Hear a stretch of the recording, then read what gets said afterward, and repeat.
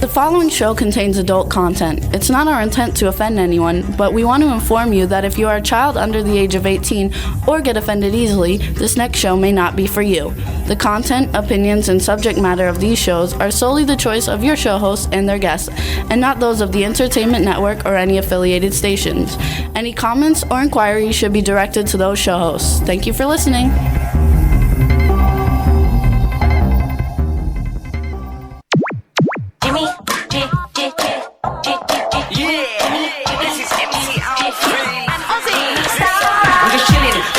Sitting down and designing where every man never thinking, what are we gonna be wearing? Yo, I'm a Liverpool MC, you can't test me. Big up the girls inside the party. Let's get down to crazy Jimmy. Big up myself and known as Alfie, the one and only, the Turkish MC. Always love the clothes of Jimmy. Bitch, I'm your one I wanna be. Jimmy Star's new celebrity. We'll take you out. Hello and welcome to the Jimmy Star Show with Ron Russell, bringing you the best in music, fashion, pop culture, and entertainment. And hello, everybody, we're back. We're happy to be back. So we'll say welcome back to all of you who are tuning in. Before we get started, let me introduce my cool, outrageous man about town co-host, Mr. Ron Russell. For those of you who are watching and you saw me peeling or taking off of my jacket white fur, well, it's because we have a new doggie, and it's a white dog with lots of hair. And she just was on my lap. I was showing her to Chad before we went on the air, and she left me with a bunch of white hair. So my advice is, if you own a white dog, wear white clothes. If you own a black dog, wear black clothes. How are you all today? We are fine and dandy. We have a lot of stuff to talk about later on after our fabulous first guest. So I'm going to give it to Jimmy. Hey, what's up? So we want to say hello to the man behind the boards, Mr. Chad Murphy. Hey, what's going on, fellas? Look like you just got back from a hit. That's right. We are. We're Mafia men. We're Mafia men. Hey. Looking sharp today, fellas. We're going to hit Jimmy's real mother. Actually, Scott says that we look fabulous. So You do look Yeah, good. we'll talk about Jimmy's real mother later. You know, Jim found his real mother. Well, sort of. But we'll talk about that I don't know after if our people guest. know that. Everybody knows that Jimmy's adopted, and his dad passed away, his adopted dad. And now Jimmy has tried to locate his mom and dad, the real ones. Well, we'll tell you all about that after our guest. There you go. So, what's up, chat room? We got a chat room full of people. Hello. We've got Irish Ginger from the Ginger Irish Show, Fridays at 4 on W4CY. We've got Jimmy McCrary from overthemoonnews.blogspot.com. We got Daddy Muir. We got the fabulous and gorgeous Goddess. We've got Lady Lake Cindy, Lady Lake Jen. I don't know who Sandra and Margie are, but hello and welcome to the show. Hey, Guest Sandra and Chase. Margie. It's going to be a lot of fun, and we're looking forward to the show today. We've got a bunch of great new music for you. We've also got a fabulous guest. We have Michael Welch. You guys know him if you watch Z Nation. He's on Z Nation. You also know him from all the Twilight movies. Going to be a lot of fun. I'm looking forward to it.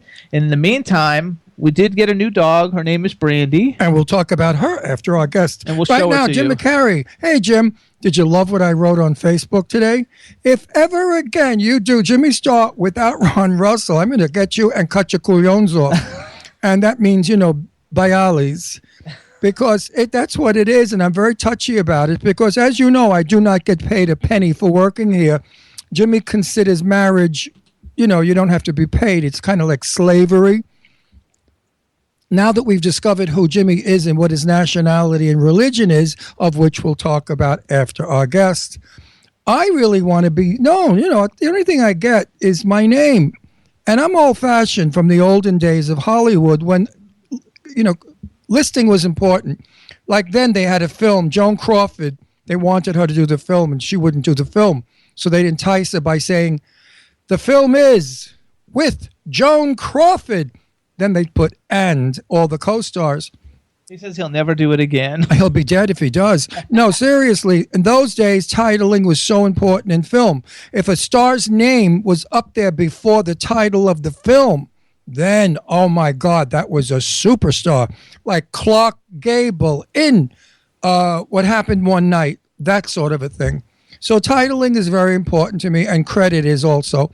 And to be on a show as successful as this show is, and to have plugged in so much into the show to make it a great success, and not to be mentioned, is just frickin'... In other words, the picture's wait, not enough listen to what I said. Frickin' horrible. or fucking horrible. Or friggin' horrible. Gotta says you get the love. It's the Jimmy Star Show with Ron Russell, everybody. Thanks so much. Yeah, don't forget me. I mean, I'm here, folks, every week, sitting here for free for 2 hours in torture. When it's the Irish Ginger Show, I made a mistake, everybody. I always get Irish Ginger and Ginger Irish confused. I apologize. So tune in Fridays at 4 p.m. Eastern Time for the Irish Ginger Show. You see, titling is so important because that's how people get to know us. And when they talk about us to their friends, that's the title they use. This is not the Jimmy Star Show, period. Because if it were Jimmy Star, we'd be here alone, which he may be one day when I walk out, if I don't get the credit I'm supposed to get. Chad, listen to him. Easy. Listen, I don't get a nickel, Chad. I work my ass off every week. He's worth a quarter. You're so dumb you don't know how to get sponsors. It's your show, not mine. Yeah, it's funny how it's my show when it has to be work done, but it's his show when he wants to get the credit because it's the number one show in the world. That's how I was raised. When I was good, I was my mother's son, and when I was bad, I was my father's son. There you go. So here's what we want to do, though. I want to give it a plug. Yes, we're joking with Jimmy McCreary, and yes, he's the best. We love Jimmy McCreary. And you guys, he has the best blog for indie news of what's going on in the music world.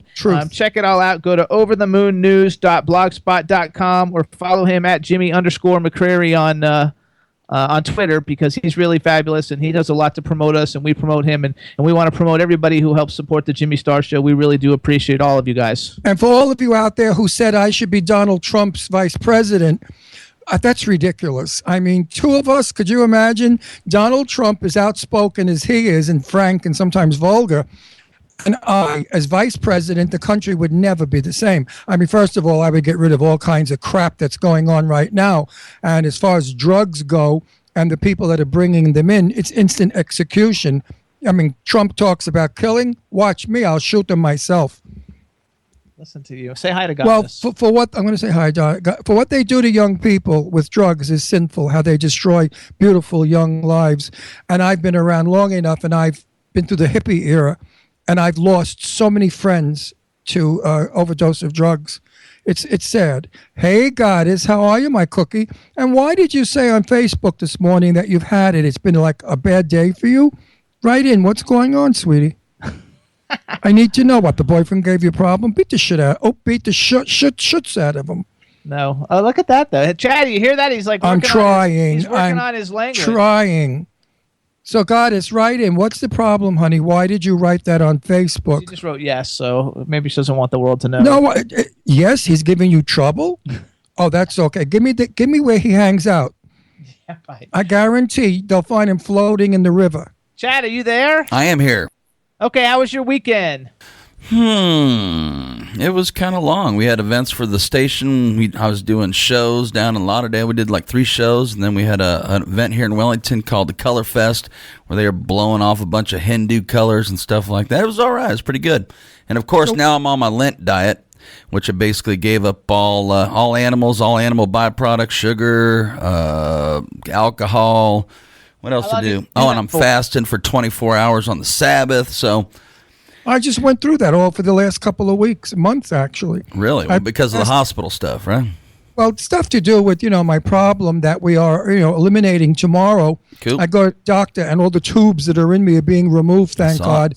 And if scar tissue doesn't build, I'll be perfectly normal again. Well, you look good. I look good, so you must be feeling good. It's not, it's not from my waist up that the problem is. So, down there don't look, it looks good. It looks interesting. I have a rubber hose out of my stomach. I have one out of my penis. I mean, I have rubber hoses all over the joint. You showed me. I'm like, I showed you, but I'm not showing the public. I'm like an octopus. I sit here with rubber hoses hanging. Tomorrow the hoses are all being removed. We can rebuild him. Goddess said it's not the boyfriend, that the computer that she has crapped out with all her work on it. Goddess, I cannot totally identify with you because I had the same thing happen 2 days ago, and I went computer shopping yesterday, but I haven't figured out what I want yet. Better the computer than the boyfriend craps out on you. Computers you can always fix and buy and redo. The boyfriend of 18 years you can't, replace. So I'm happy to hear that, my sweet darling. There you go. So I want to give a special shout out to, I think Lady Lake Jen is in the house, and so is Cindy Lady Lake, and they're the hardest working promoters, and we had a great time tweeting the other night. So hello to them, and she says thank you, love. Who said thank you? Goddess. I don't know who said thank you. Goddess. But all say thank you for just letting us see your handsome, wonderful face. Ooh, listen to this one, Chad. Jimmy said to me, I look beautiful. I said, you know something? Either you are beautiful or you're not. Ugly people don't look beautiful. So if you tell somebody they're beautiful, it's because they are beautiful. No one goes around really telling, ugly, disgusting looking people they're beautiful, because the ugly people cry. They know you're lying and they beat you. So when you say to somebody you're beautiful, they probably are. There you go. I never told you were beautiful, James. I know, never. Unbelievable. I tell him all the time what a handsome. He's my Viking. He's my little Viking. My honey bunch Viking. I'm a big Viking. Yeah, right. Well, that we wish we. Well, anyway, we won't go into the big part. But Listen to him. it's average. It's good. It's okay. She says if Goddess says I'm beautiful. I wouldn't write home about it, but it does. It does the job. It's okay. I was talking about my stomach and belly and So was body I. frame. So was I. Yeah, You sure. dirty pig. What were you talking about, you dirty slob? I married a filthy slob. Everybody, I want you to know that. They should call him Jimmy Pervert Star. So we got a lot of exciting news going on, everybody. We got great shows. Tons. Michael Welch today. Next week we have Dot Marie Jones. You guys know her from Boondock Saints and Glee. She was Coach Beast on Glee. It's going to be a lot of fun, and I'm really looking forward to it. And then next week after the show, we're going to go meet with Michael Damian in Philadelphia. His new movie, High Strung movie, is coming out April 8th in theaters. We're going to show the the trailer for that, I guess, after our first guest. And then Ron and I are going to go and work the red carpet and do the red carpet interviews at the actual event of the actual premiere of the movie. Isn't that cool, Chad? I've done red carpets before, so I'm pro at it. Jimmy doesn't understand how hard a red carpet is. I've done one red carpet. Well, you haven't done a celebrity red carpet. Sure Celebrities live in a coma. They live in their gown, their makeup, their hair, and their earrings, and the bright lights. To get them over to your station, that's what we call our position. It's called a position. You have to sometimes yell out, hey, you son of a gun, or whatever the other word is, get over here. It's very hard to get them. They will pass you by unless they recognize your face. If you're Lara Spencer or Walter Cronkite or whoever the hell else, they stop. But if they don't know your face, they don't know who you're with, they will walk by. I will have the whole thing. So you have to be very quick. I grab them by the tits. Oh, I'm sorry, by the tits are okay. Ouch. So, tits. I grab the women by the tits and the men by their crotches, and that sort of gets their attention. And I say, come here, we need to interview you. But it's not easy. On the carpet work is very difficult because you can interview 30 people, and you don't want to ask the same questions twice because it's being filmed and it's redundant. So you have to come up very quickly with, like, gee, I love your red gown. It goes so well with your red eyes, things like that.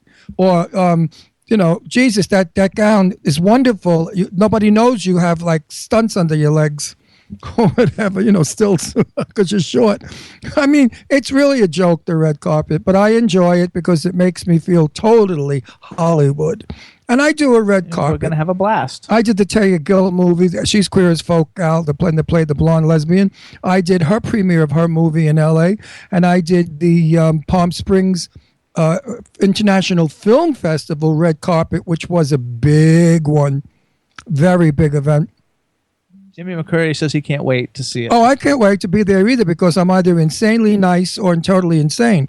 One of the two. It depends on the weather. If it's cold and raining and we're outside under some marquee waiting for these bitches to get out of their cars, taking forever because they got to fix hair, girdles, bras, stockings, shoes.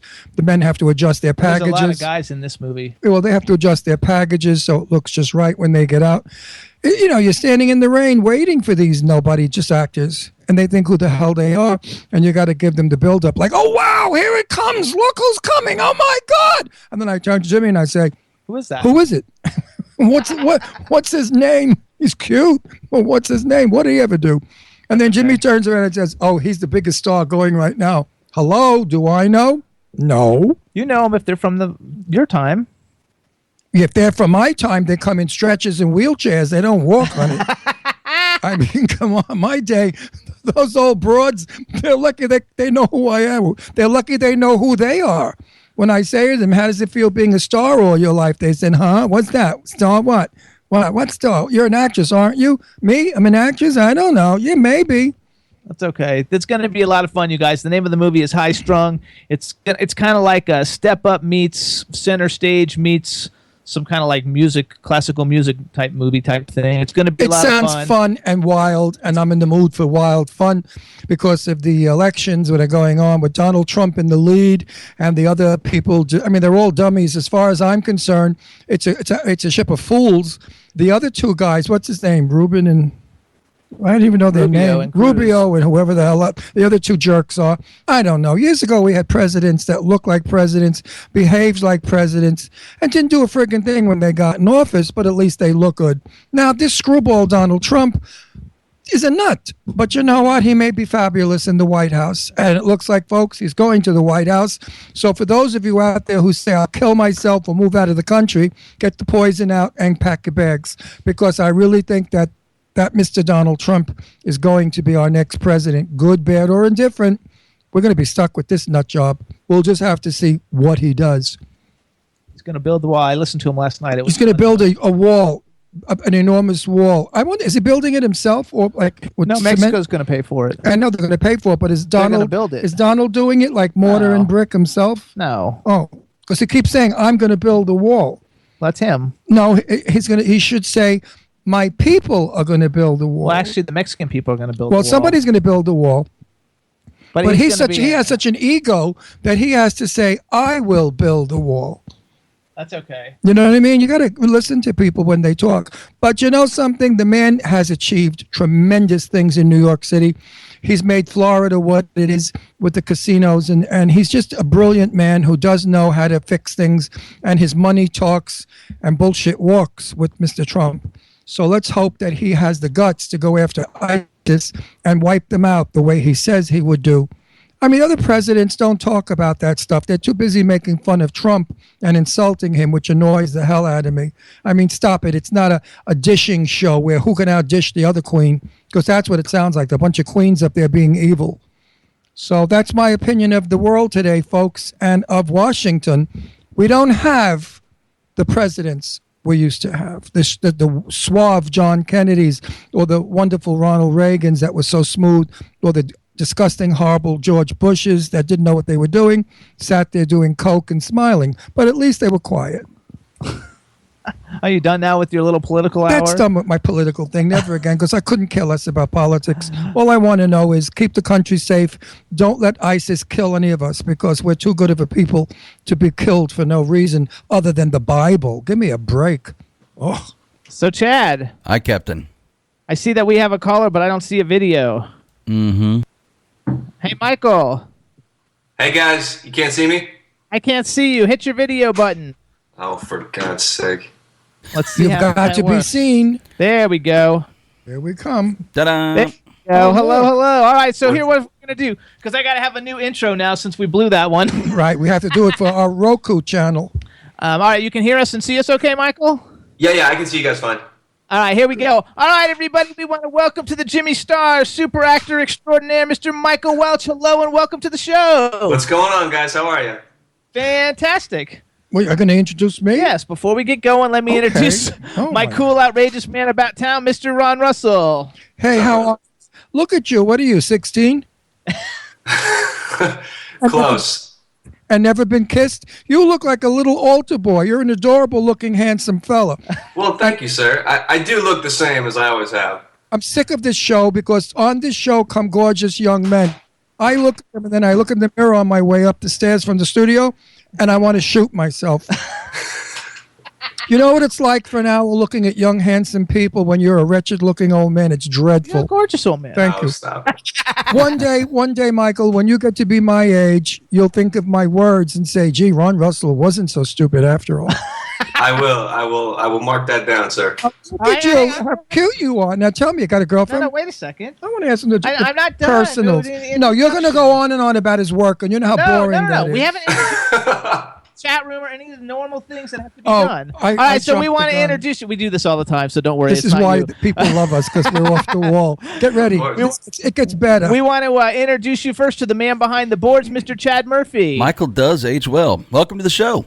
What's up, Chad? How's it going, man? It's all good. Good. Then we've got a chat room full of people, so say hello to everybody in the chat room. Chat room. Hi. Which, by the way, they're all talking about how cute you are, just like he is did. Cute. You know, you're a little young for my daughter, but I have an old maid daughter that I'd like to fix up with a cute guy like you, but she could be your mother probably. And she's going to kill me. She's on our show. She's one of the guest hostesses. She's the actress, Deirdre Sorego, who's a fabulous actress. And she doesn't want to get married. Why is that? Yeah, do you want to get married? He's engaged, I think. I'm engaged, yeah. So yes, I do. You look 20 or 19. How old are you? I know. I'm 28. Oh, you're an old man too. Okay. Yeah.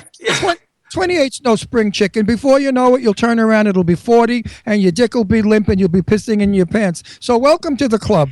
And you know what? I'm looking forward to that, man. I gotta tell you, because let me tell you why. I would love for that to be less of a factor in my life. You know what I mean? Like it's because when you're young, it's so all-consuming. It's obnoxious. When I was your age, I dated mostly some women, but mostly men, and they couldn't wait to get their hands in my pants, and I used to resent that. That used to piss me off. I was a very hot, good-looking young boy. I looked like Tony Curtis when I was young. Seriously. Hold on, let's ask him. Hold on. Do you know who Tony Curtis is? Because you're young. The actor. Yeah, the name sounds Like It Hot with Jack Lemmon. Yes, of course. Okay, Tony Curtis. So when I was young, with my jet black hair and my eyebrows and my sound of my voice and my accent, everybody thought I was Tony Curtis, and I was very cute. I'm as an actor, of course, and everybody wanted to go to bed with me. And I used to say, like, don't they want to know if I'm alive? Or I am? Don't you get that feeling? They don't want to go for your dick all the time. Leave it alone. Let's find out who I am, and then maybe if you're lucky, you might get a glimpse. Exactly. No, I'm with you, man. Men are the worst. Actually, no, women too. Let me tell you. Know. I was at a straight joint in Boca, and this was when I was about 45 or 50, and two women, same age, were coming towards me, and they were elbowing each other. I saw them first. Then when they got to me, I said, "Ladies, I'm gay," and they turned around and they said, "Why are all the gorgeous men gay?" And I said, "Because we are." The older beautiful we are.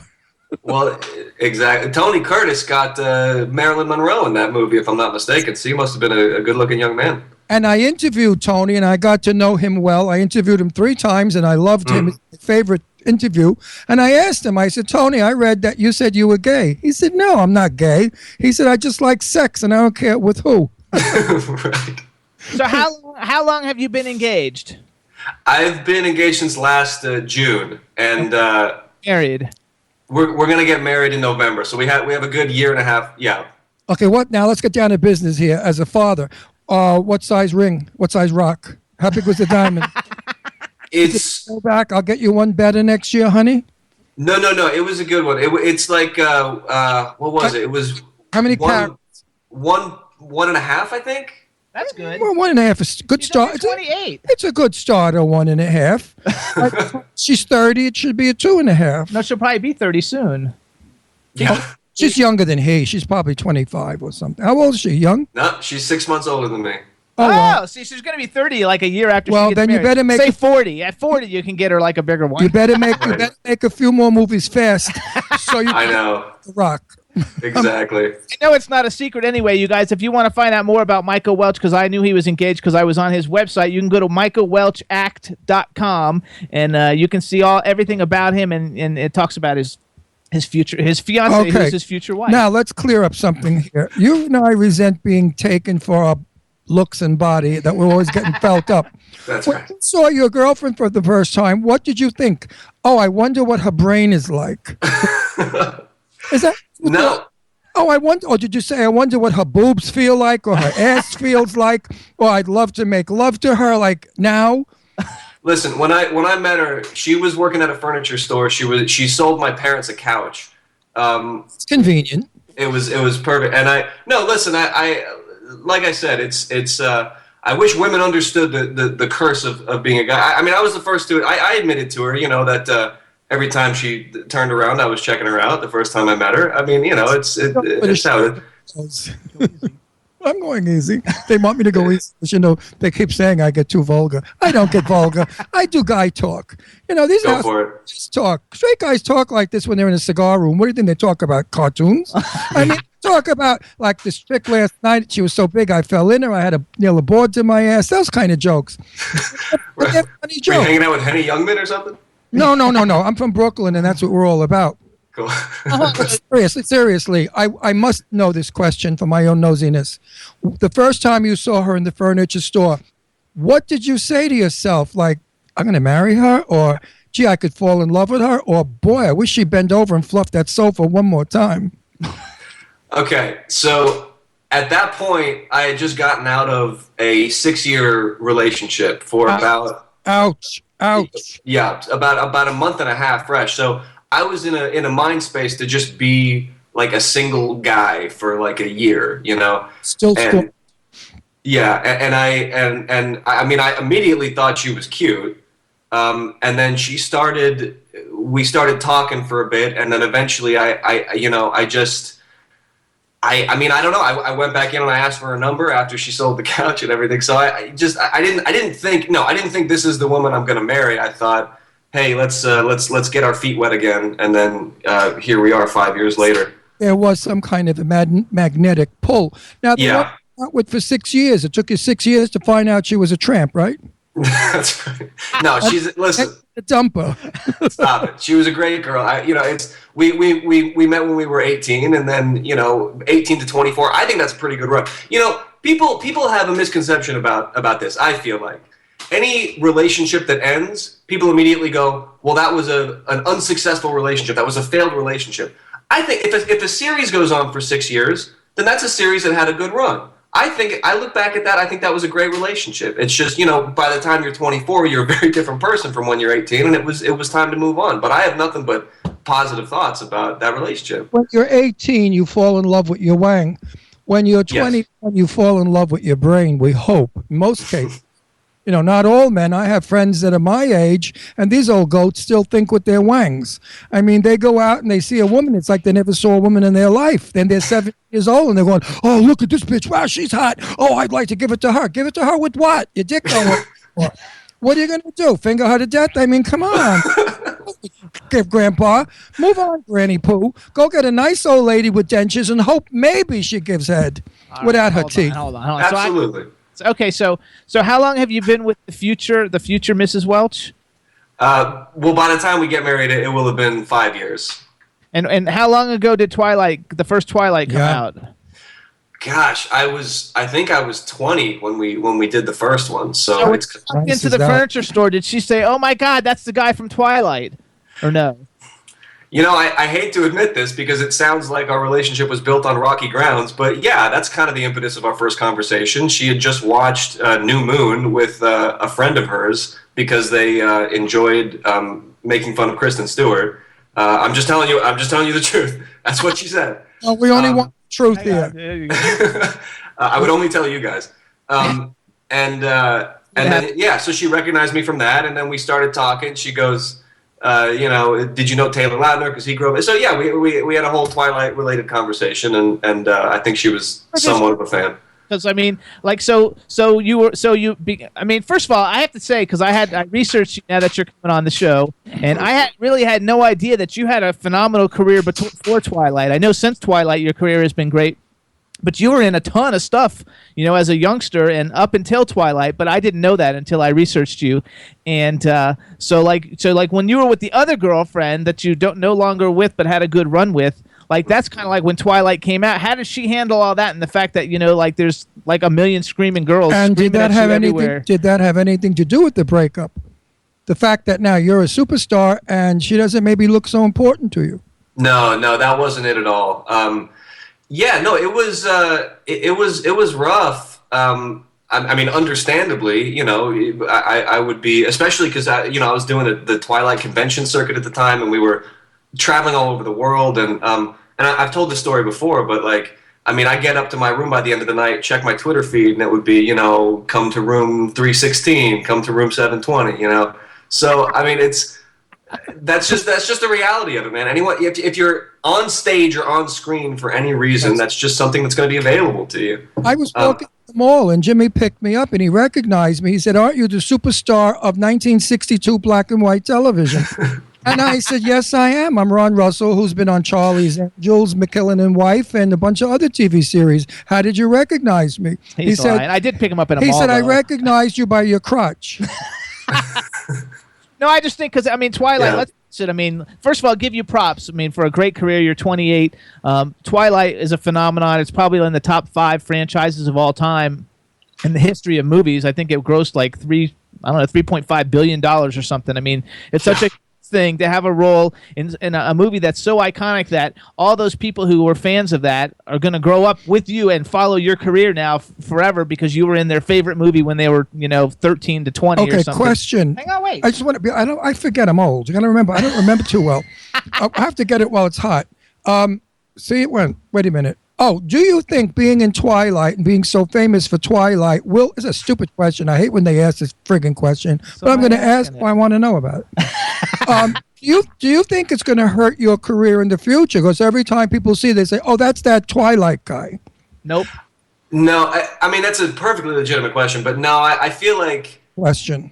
First of all, I was in all the movies, but I didn't have like that iconic a role necessarily. I don't know that like people recognize me from that, but I don't know that people associate me with that to the point where they can't suspend disbelief and put me in another type of film or another character, another situation. It's I think that's something that maybe Rob would have to deal with over time, or Kristen or whatever. But I think they're talented enough where listen, if you're talented enough, like you'll move on. You just said that you didn't think you were noticed that much.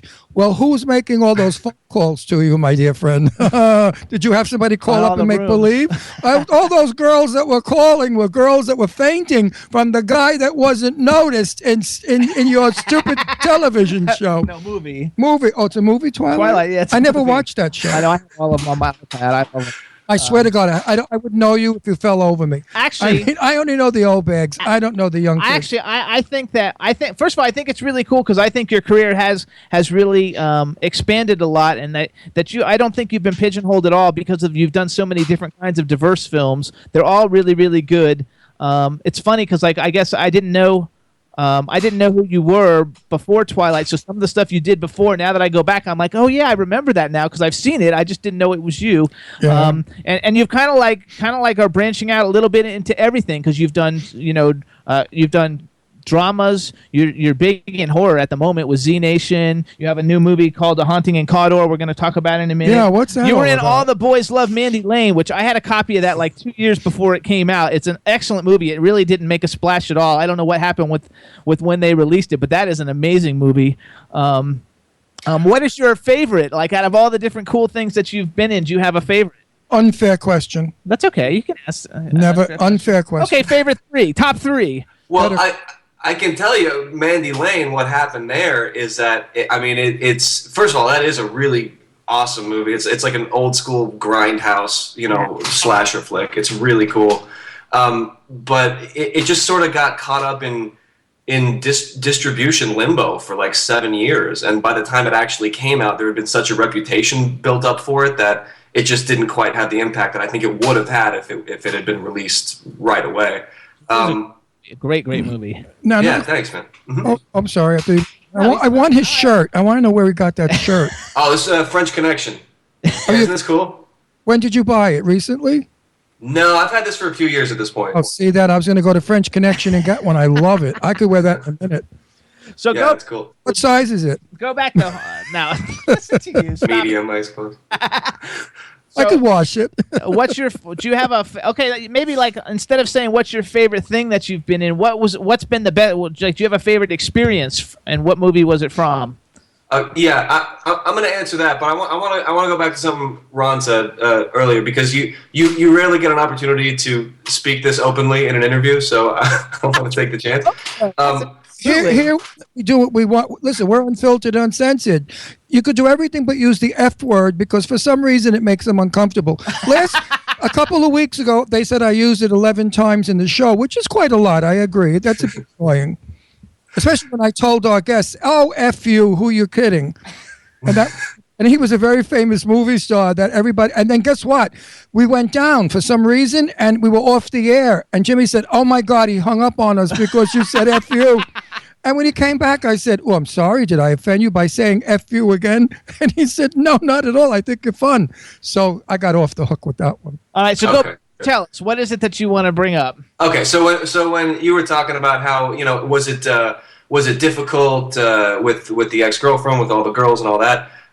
So I was having a dinner with my now fiance. This was a couple years back at this point, and we had a couple glasses of wine in us, and it was one of our like nice dinners. We try to do that every now. That's sort of the thing that we do, is go out and have nice dinners every now and then. That, my friend, keep doing it. Exactly, and basically I just acknowledged to her, like, listen, I know that it can't always be easy to see me on film or on TV, like, making out or simulating sex with these beautiful women. Naked in bed kissing Angelina Jolie. Now get out of that one. Right? Let her finish. Let her If you finish. don't aroused, wait, I got to finish. If you don't get aroused, come join our family of gay people. Right. But I was just trying to acknowledge to her, I can see how difficult that is, and I want to thank you for being such a good sport. And she sort of took a deep breath, and she looked at me and she goes, to be honest, it kind of turns me on. So I went, wow, I found the right girl. I mean, that's fabulous. I have to go back to the Angelina Jolie. Angie Voigt, as I knew her, grew up in my house in Beverly Hills. We lived on Spalding, and she lived on Roxbury. My daughter Deirdre, the actress, went to school with Angie as children, and they grew up together. So when I say Angie, if any way you get this, please, honey, don't be offended. I think the world of you, but you have grown into being absolutely the most magnificent woman in the world. And any man that looks at you that doesn't have carnal desire needs a shrink. Now, let me tell you something else about Angie Voigt. Angie, when she was 14, had boobs and those lips. They are fake. Her boobs are real and her lips are real. There's nothing fake on Angie Voigt. So I want to make that clear. Now, of course, she's had her boobs replaced because of cancer reasons. Right. But her boobs growing up were gigantic. My daughter Deirdre looked like olive oil. She was skinny. No. Let me tell you, all the kids on the block look like shit. Who was fat, who was crappy. And Angie would walk in my house, this piece of ass with this body on her and this hair face. And she'd lean up against the wall and say, hello. And then, you wanted to go crazy from her. I used to always ask her, Angie, what do you want to do when you grow up? You want to be an actress? I don't know. Answer alone made producers whack off, and put her in films. Listen, man. I love her, by the way. You should only be so lucky to make a film with her. An actress like that comes once in a lifetime. What do you? Absolutely. Listen, someone's got to be the most beautiful woman in the world. Might as well be her. Other than my fiance, of course. Wait, Right. Good. Good. That's good. Good training. I've got my husband Jimmy trained that way too. Angie is not only a great actress, a great beauty, but she's a great director and a great reader of good scripts. Mm-hmm. So there we go for Angelina Jolie. Excuse me, Angie. So hold on. Let's go back to Michael Welch. All right, everybody. So we've got Michael Welch, the Jimmy Star Show. First of all, I had this little thing I like to do before we talk about your new film. And it's basically, I like to mention the different people that you've acted with.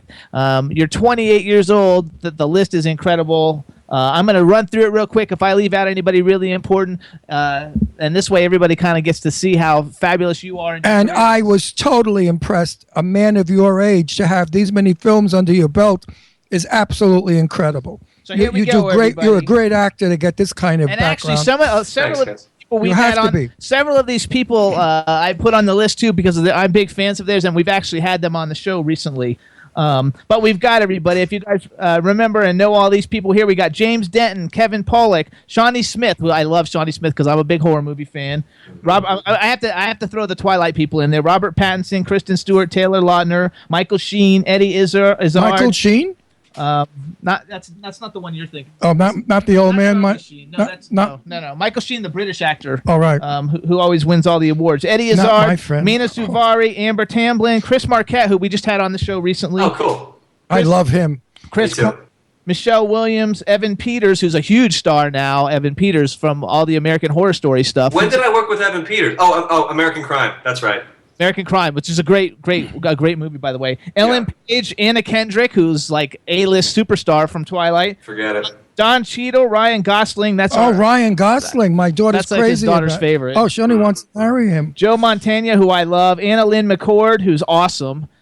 Minnie Driver, David Oh, Keith, Minnie Driver. Peter I love her. Hang on, Peter Facinelli and Ashley Green, Jackson Rathbone, Kellen Lutz. They're all Dakota Fanning, Cameron Bright. Dakota. I love Dakota. Oh, my God. Brett Rice. We just had Brett Rice on the show. Dakota, the next best actress in the world. C. Thomas Howell, Tom Sizemore, Danny Trejo, we've had on the show. Jeremy London, we've had on the show. John Savage, Eliza Dushku, Todd Stashwick, we had on like 2 weeks ago. Amber Heard, Mary Steenburgen, who I met. I love Mary. I met Mary Steenburgen in a Barnes & Noble. She's really nice. I love Mary. She's the best, man. I knew her from L.A. many years ago. Kevin Spacey, Gina Malone. Kevin Spacey. Nikki Reed, and James Franco. So like, James Franco. Are you watching his new show on HBO? 11/22/63, where they go back in time. James Franco. No, I haven't seen it yet, man. There's so much TV I got to catch up on. You really worked your petunias off with some good people. There's still a lot more. So did I miss your favorite, or did I miss anybody that's really important that you would want to add to that list? No, I think you got it all. I'm trying to remember who you were particularly excited about, so I can tell you stories. Let's see. James Franco asked me for a cigarette. I didn't smoke. What's that? Dakota. Because he was in that's the Twilight movie. But Dakota, okay, no, Dakota. I do have a Dakota story. She's going to be the greatest actress soon. She's incredible. I was in an episode of Malcolm in the Middle with Dakota Fanning years and years ago. I mean, this is before I Am Sam. This is before she got famous.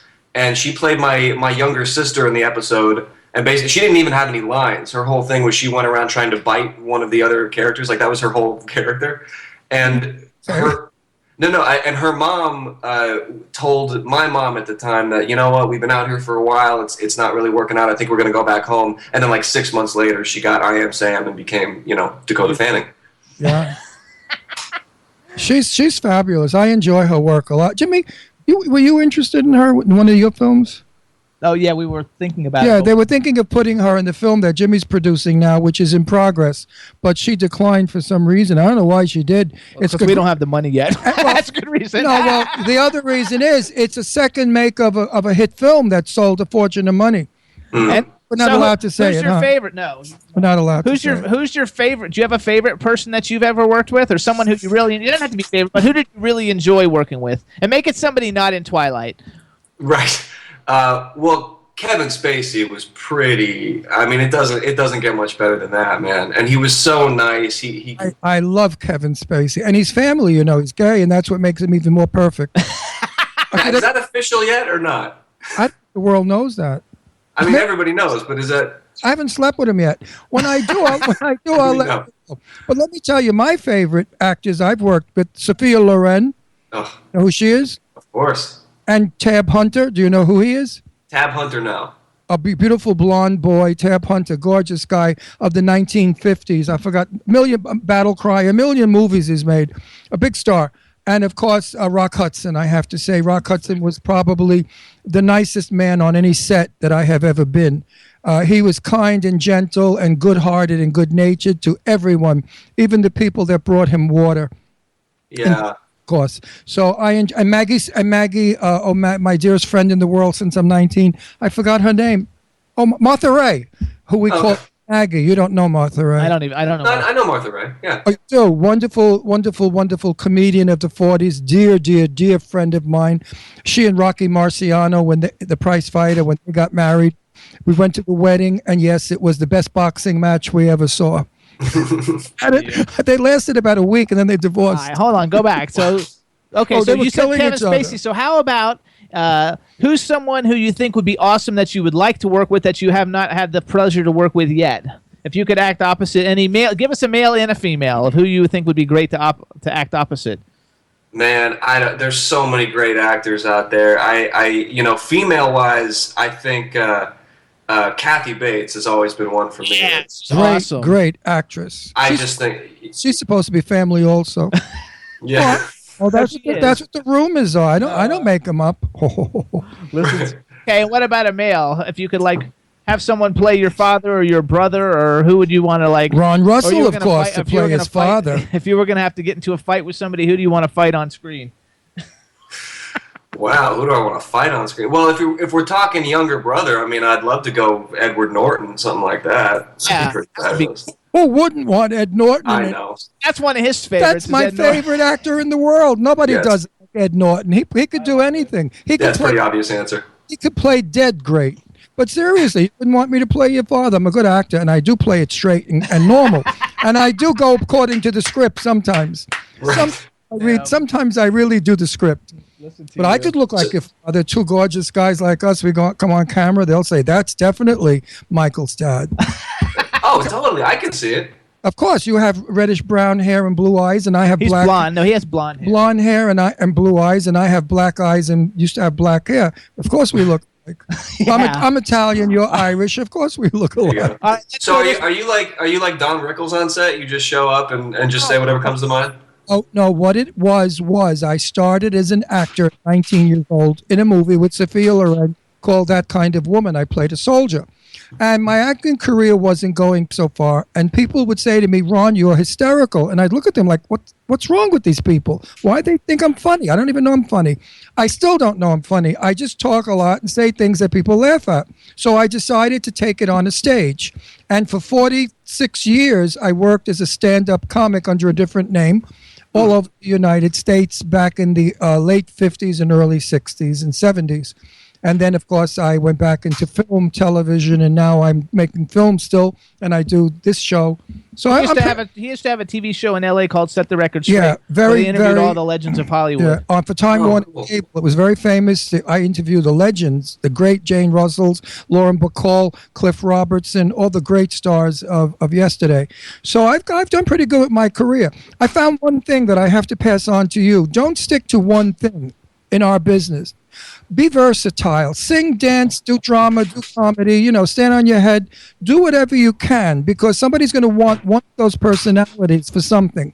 If you are only a drama star or a romance star, they're only going to look for you when they want that character. Now, that's what all the actors today change their hair color, if you notice. Who is it that's changing her hair forever? The one I love. Jennifer Lawrence, Mike. Oh, I love Jennifer Lawrence. What an actress. Oh, my God. And what a beauty. If I was straight, I'd be running after her like crazy.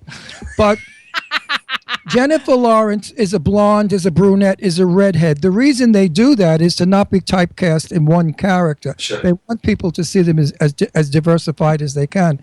So that. He's actually doing that. So here's what I don't know what he's doing. I don't think have I ever seen his work? Yes, you have. Oh, good. Did I like it? Yes. Good. Actually, a movie that you're gonna like, that we're gonna see because it's on Netflix. I just noticed people were tweeting about it. What movie? It's called Boy Meets Girl. Sounds and cute. it's like a transgender movie. Oh, up my alley. Where he plays the friend of the transgender woman, right?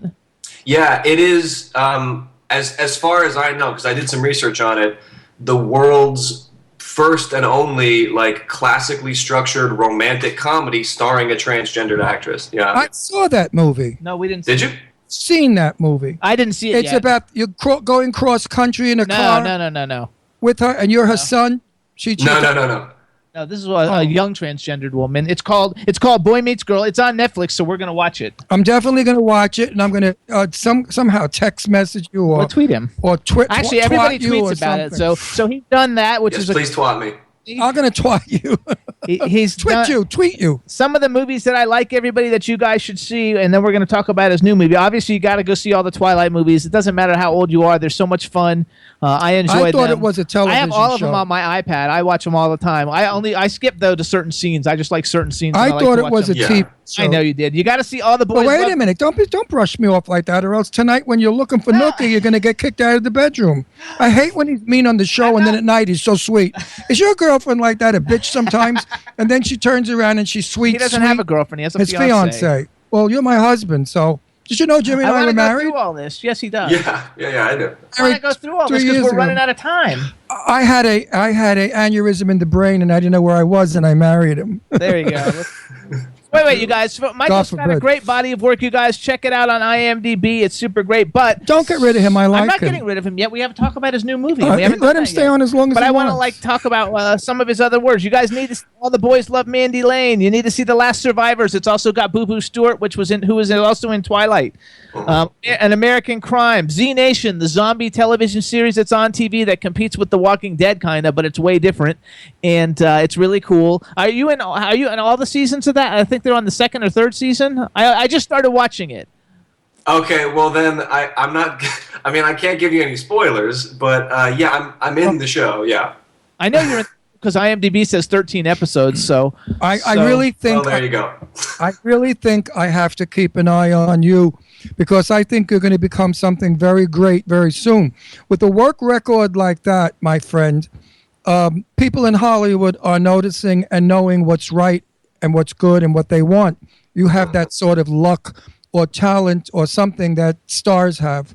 I know some people in the business 70 years and they maybe made a commercial and they go to every go-see, they go to every audition, they do everything. They just don't make it. And I mean, I know one person, who was it I'm talking about? I forgot who she was. She went somewhere and said something and they hired her and today she's #1 major star. Who was it? I don't know.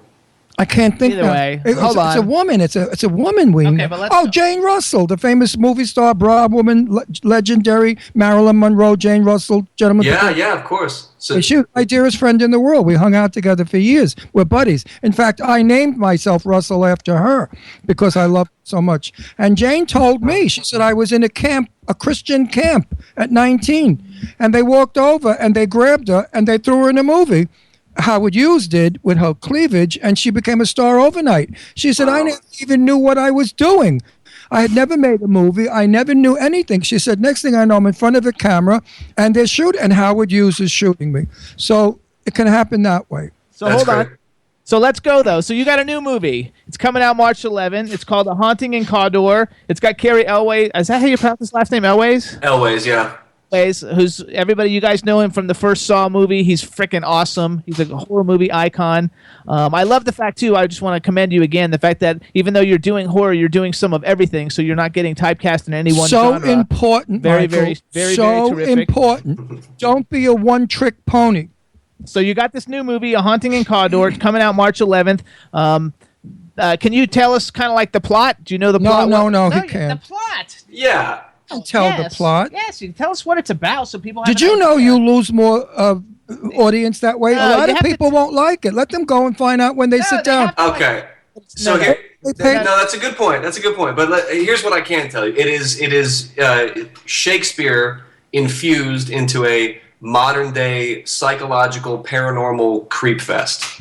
Now, if that doesn't intrigue you to see the movie, I don't know what will. You know how many people are saying, I'm not going to go see that. It's too deep. Will. You got to shut your mouth about that. I believe in that. Listen. Nah, it ain't that deep.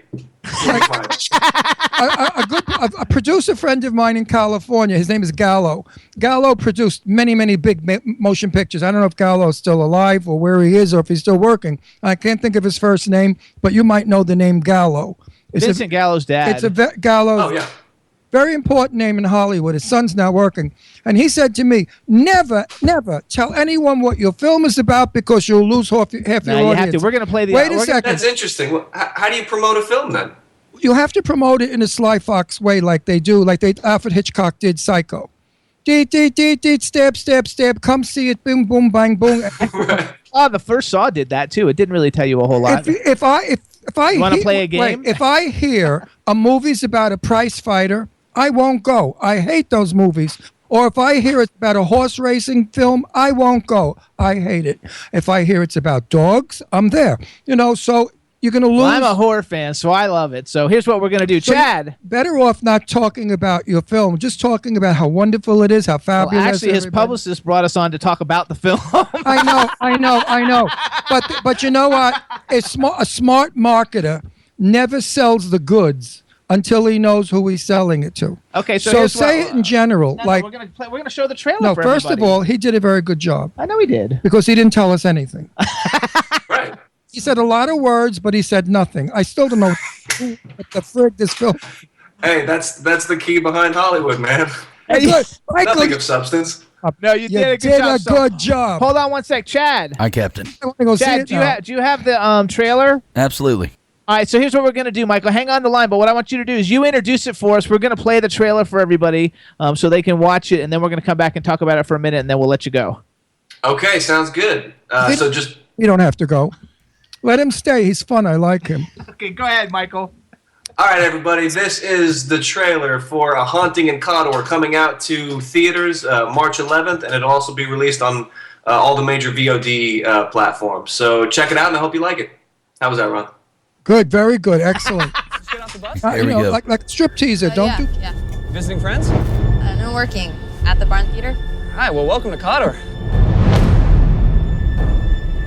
Want to introduce you to the camp coordinator, theater owner, Mr. Lawrence O'Neill. Welcome to the Barn Theater. Word about security.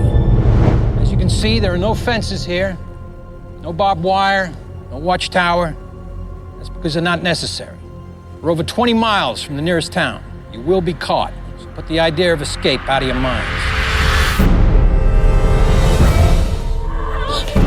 I've been hearing things. What kind of things? Things that may not be real. We focus mainly on, behavioral therapy, psychodrama. You're gonna cast that young girl as the queen, aren't you? Yeah, I think so. Do you know what Vivian was in for? No, I haven't gotten to her file yet. Murder. She was 15. Play is cursed, Larry. Come on, that's just superstition. You really think it's a good idea to cast her in the role of a psychotic murderer? The whole point is to get these kids to work through their trauma on the stage.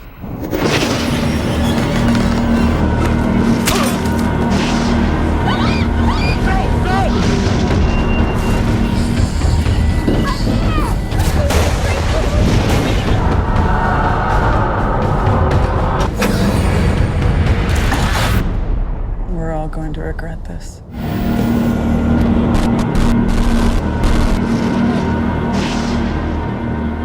Ooh, looks good. There you go. That's a great trailer because it tells nothing, scares the shit out of you. Hell out of you. Right. There goes more fines. We're going to be paying fines for the rest of the week. So how was it working with Carrie Elways? Oh man, he's so great. I'd worked with him one other time before too, in a movie called Hansel and Gretel Get Baked. He had a little cameo in that. Get Baked, yeah, it's kind of a stoner comedy. Means drunk or stoned. Stoned. Yeah. I used to be a hippie. We invented those words, folks. Right. Did you know what rope means? Rope? Yeah. No, I don't. Yeah, we used to say, let's go home and smoke some rope. Oh, okay. Yeah, see, you don't know those words, Jimmy Starr. I don't know those words. Rope, I meant don't pot, do drugs. marijuana, weed, grass. No, it makes sense, yeah. Kill. You got it. Listen, you hang around. You're not going to leave us because Jimmy likes this bullshit about your career. I think it's wonderful. I like the fact that people know who you are and what you see. But my fans that watch our show want to know about you, and that's why I do my interviews at a personal. The girls swoon, the guys get crazy, and I get wonderful emails saying, Ron, how you handle these people is amazing. They're like your best friend. We feel like we're having coffee with you and Michael, and that's what I like. Now, I want you to tell me, you met the girl in the furniture store. What was the first date, and how much did you spend? The first date was like 8 hours. It went on for a while because what we did is that I picked her up. She lived in Santa Clarita at the time, which is kind of a suburban town outside of LA. Clarita. You know Santa Clarita? I lived in Stevenson Ranch. Oh, okay. Well then, yeah, you know. Top of the mountain. Nice. So I picked her up. I took her to LA. We got lunch somewhere, and then we ended up just kind of hopping to a few different locations. We went there for lunch. We went somewhere else for a drink. We went somewhere else for. You don't know where you went? I'm trying to remember. It was okay. No, I'll tell you. That's a bad sign. No, it was Earth Cafe. Who? Earth Cafe in. Okay. You know Earth Cafe. Sure, I do. And then we went to the Smith House, which was in. It's probably it wasn't. It's relatively new, so I don't think you would know it. But it's this great little beer joint. What's that, Ron? I'm out of LA 5 years now, but we're moving back to Palm Springs this April. Oh, cool, nice. And then we went for sushi at what's it called? I think it might actually be called Roku. I hate that sushi shit. And then fish. dead raw fish floating in a river. Give me a break. Oh, come on, it's great. And then we went back to what's that? So that's why you're nice and thin. What? I'm fat. Yeah, right. I don't eat sushi. I know, but he's I young. eat pasta. Go ahead. Then after that, where'd you take her? Dancing or anything? You don't dance? No, we were getting it. No, I'll dance, whatever. But we were sing. Listen, I do karaoke. Yeah, I do that. I mean, I didn't want to scare her off on the first date. No, but if they were to make a movie and they needed you to play Elvis Presley, sort of, could you? I don't know, man. I'd have to take some lessons. I can Russell Crowe my way through a musical if I need to, but it's important to sing in our business because musicals are coming back. I hear you. Not musicals in my day, but the new musical, which is some kind of weird thing. Like Tom Cruise did. No. Like a guy slits another guy's throat, and the guy suddenly with the slit throat starts singing through his slit throat, and it sounds like this. Yeah, I could do that. That's good. But anyway, so we ended up just going to some different spots, and then we ended up, back in my car for about half an hour, and then I took her home. Now, come on, we made out in cars. Yeah. Well, use your imagination. I'm not going any further than making out because I want to keep it clean. Right. Yeah, making out is nice, and she makes out good. Good kisses. She's the best. She's actually got those Angelina Jolie type like lips, the ones that sort of go like this. You know what I'm talking about? Are you lucky in so many ways? Forget it. Oh my God. So wait, what does she do now? Because I thought on your website it said, I forgot what it said, but it says she did something on your website. What does it say she does? Yeah, she's a set dresser. There we go. A set dresser at the studio. Exactly, yeah. And I don't know if I'm supposed to say or not. How'd you get her union card? I understand those cards are hard to get. She's been working on it. She's on track to get into the union by I think June of this year. She doesn't have to do 8 years of apprenticeship like before. She found a program through a community college in LA, which was essentially a fast track into the union. Is she a minority? No. Because minorities get in quicker than anybody else. It's amazing because I know that the wardrobe dresser and that's a very hard union to get into. Very hard. Set dresser is different than wardrobe dresser. No, wardrobe, set dresser, it's all falls under the same umbrella of whatever it is. They're all the same union. They're just different jobs. I was with Universal and I did makeup, as you know, for Nick Marcellano and Dick Smith. But I would have had to work an 8-year apprenticeship before. They probably changed it though, because before I was able to really work on a star's face, other than just mopping and doing little crap. So that's why I said this is not for me. I better That's go back cool to though. acting. Did she have an interest in that before? Did she get that interest because you're in the movies, or that was something she always liked to do? Well, yeah. I mean, she went to school for design, and that's sort of how she ended up in the furniture store. And and then after a while, I mean, she saw me in the industry. Her dad is a Teamster. I'm having a brain attack. She's a set dresser, not. I'm thinking totally. She's a set designer. She designs sets. She's not in. Yeah. The hell am I talking about? That's what I told you, but you didn't listen. Well, I didn't. I had what you call a brain fart for a minute. No, she's in the same union as like props and production design, that kind of thing. That's an easy union to get. Not easy, but that's an okay. Set design is easy because they always want the newcomers to push the furniture. Right, exactly.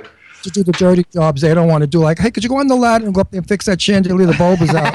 That's right. You gotta love it. Well, I think that's fabulous, and I'm happy that you guys found each other. And so, if you could have been in any movie, here goes with the movies again. Get into the personal stuff. That tells a lot about someone when you ask. I want to know. Look, he's handsome. He's young. He's in a romance. No, if you could have been in any movie ever made in history, and you could have played any character, who would you have wanted to be? Stupid question that's been asked a million times by nobody. Has anybody asked you that before in an interview? I've never been asked that. Nope. Nobody asked those You're questions. serious. That's my question. Serious? The only people who ask that question are people who are copying me. Okay, go. Any movie, any role. You know, the first thing that's coming to mind is LaMotta in Raging Bull, the De Niro character, man. Wow. That's a very tough character. No kidding. You got to remember, he's from Brooklyn. He's from New York. He knows the talk. He knows the walk. He didn't have to do much in that film, but know his lines and be himself. For a character like you, who's very waspy and clean-cut and altar boy, right? You'd have to work your ass off and really learn the talk and the walk. Now, you know, a lot of these actors that are doing fabulous work, like me, if I had to play a punk from Brooklyn, I could do it easy, just be myself. You know, well, but that's Lord, a little difficult. Well, but that's the thing, man. It's what's more important to me than anything else in something like that is authenticity. So yeah, I'd work my ass off, and you know, in fairness, I mean, you know, you haven't seen my works, you haven't seen kind of what I'm able to do. So I think with enough. I've been around. Look, I'm 52 years in the business. I've seen actors come and go and come. I basically know what moves. I know what works and what doesn't work. It's something you learn after a while. And I know that if I were auditioning for something, I would call you back. Definitely, there's something about you that I would call back that I find interesting, and I'd want to probe it and say, okay, what is it about you we find interesting, and can we use it in our production to make it happen? Right. And that's what's good. You have an interest, a doorway to interest, which most actors don't have. So all your fans are listening, and all the people who want to be actors, do you have formal training, or did you just start going to auditions and learn your craft as you went along, or did you actually study someplace? No, I learned as I went along. I mean, I started when I was 10. Yeah, I know. Okay. I knew he didn't study because he doesn't act like one of those phony shits. Right. I tell my daughter. Those people the worst. I hate them.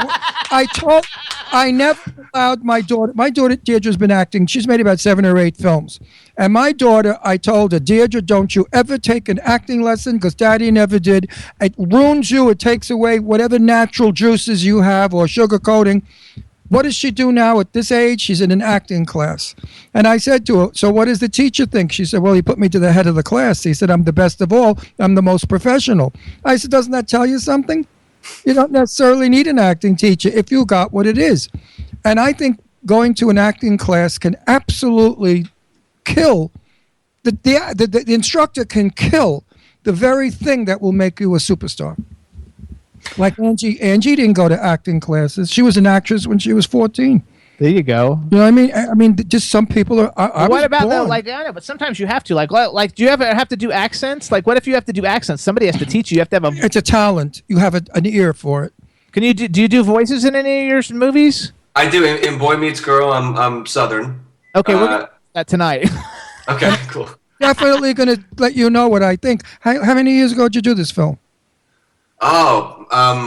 Early 3. work. I won't critique early work. Two or three. No. It's. I'm really proud of this one. So I want honest feedback, man. I'd love to hear from you. Very good following. I noticed that people tweet to you about how what an impact the movie had on them all the time and stuff. I was retweeting a bunch of them. So obviously, it's a movie that has really like touched a lot of people. Because it's not fair to critique anyone's early work. Now tell me, Mike, aren't you enjoying this show?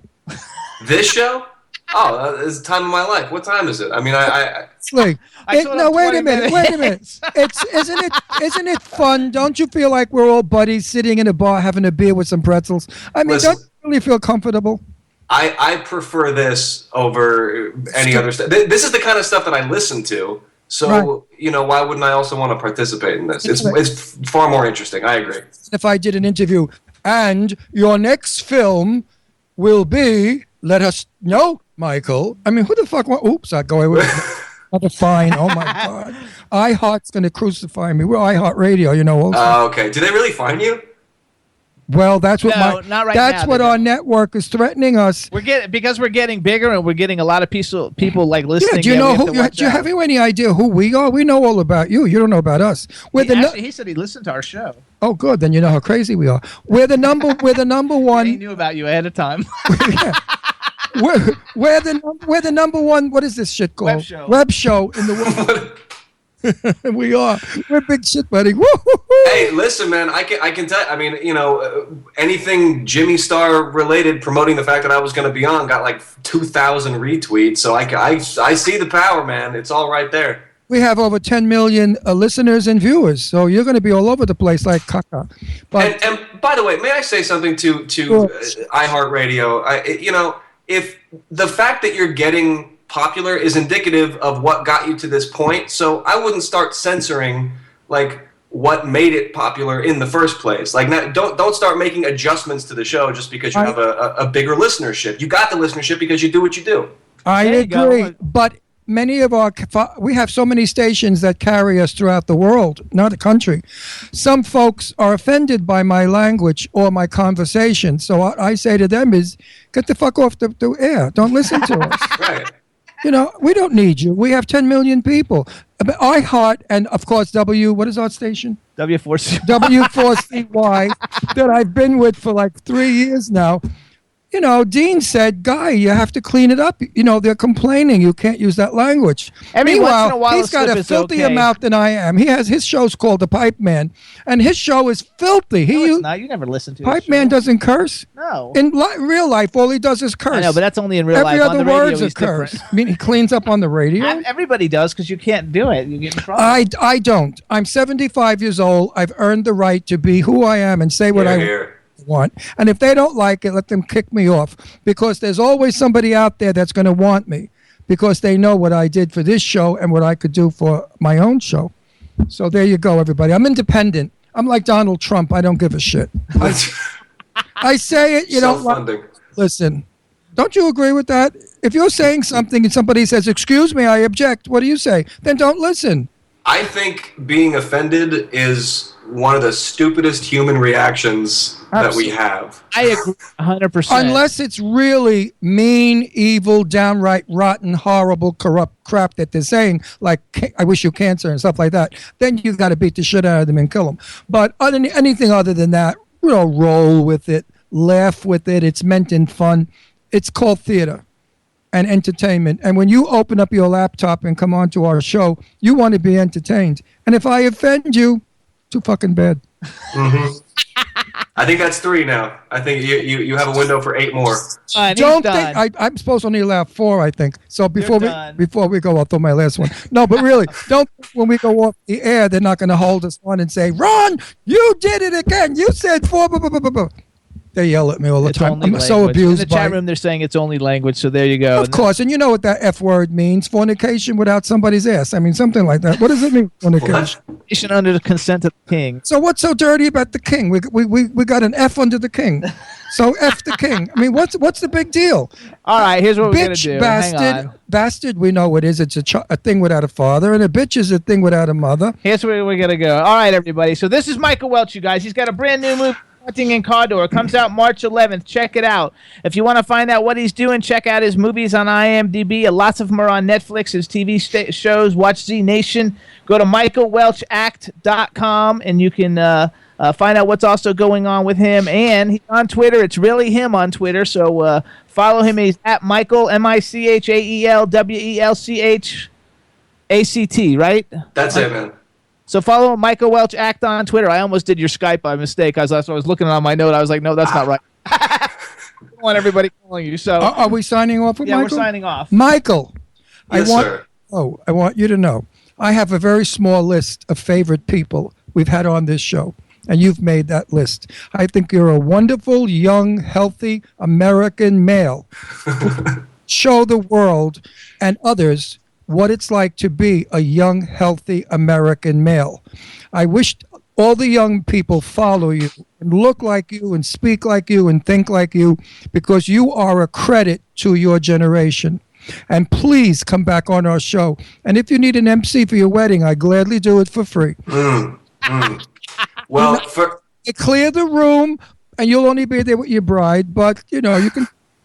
Well, first of all, I'm gonna get a new business card saying "young, healthy American male" and a credit to my generation. That's the nicest thing you could say to me. It was meant sincerely because we have so many troubled young people today. Yeah. gay people committing suicide because of what society does to them. We have too many drugs killing too many of our young people. We have too many of our young people going to war and coming back in pieces and not being cared for. We really have abuse to the young today in so many ways. And we need people like you. We need hero people like you to stand forward and say, hey, listen, be strong, be like me. I could be like you. I could be a dope addict and lay in the street. I could be a jerk and go rob banks and stab and mug women. I don't do those things because I'm a decent young American man. This is my point. You're somebody to look up to, and I'm not saying to blow smoke up your ass because I don't do that to anybody. Jimmy knows that. If anything, I say bad.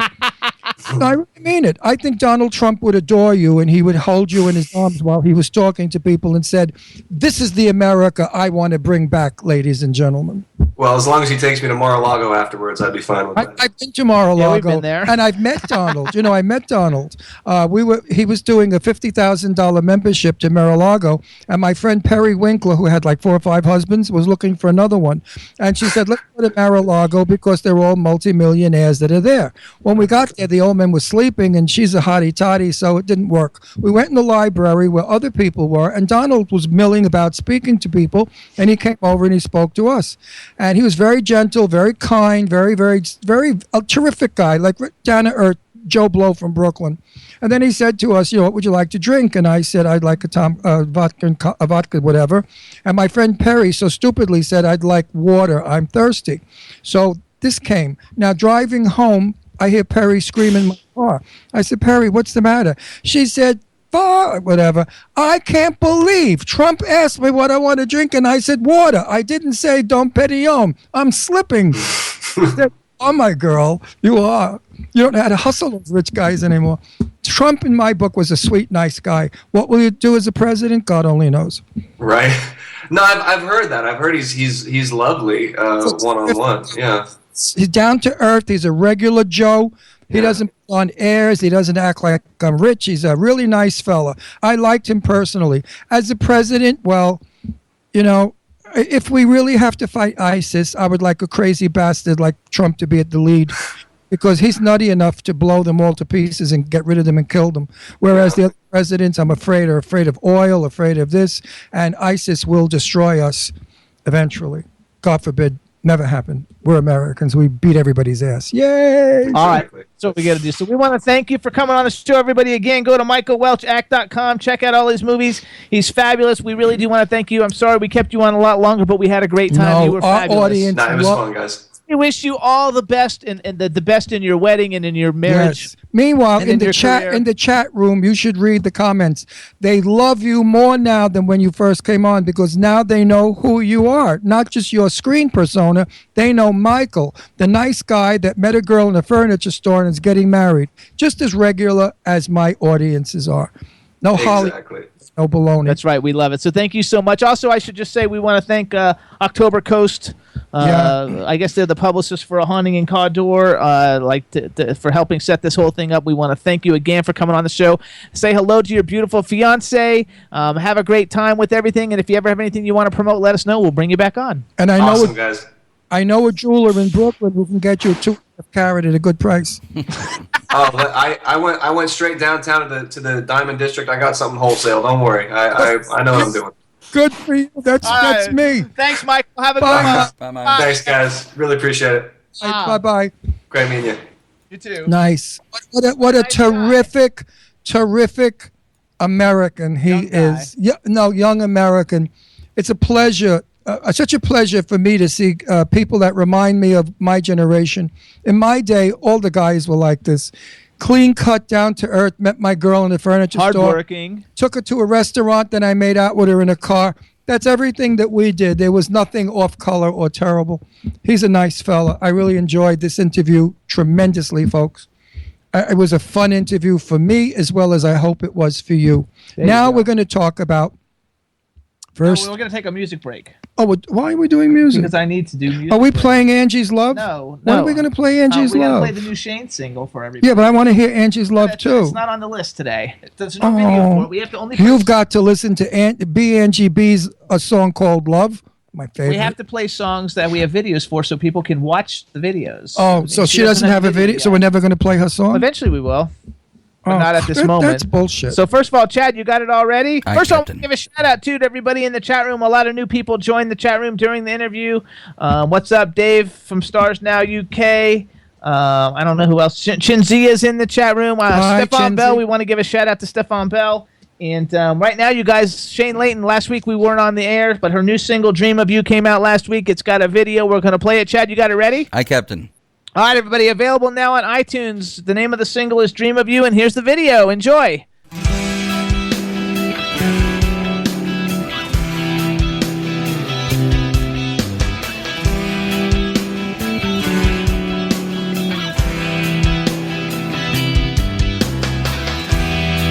It's only been one night of me alone. I'd call you up, but you won't answer. I'd run to you and fall in your arms, but somebody else is already there with you. Someone else is there. I should be there with you. If it's alright, I'll dream of you tonight. I've got to find a way out of my room, so I'll dream of you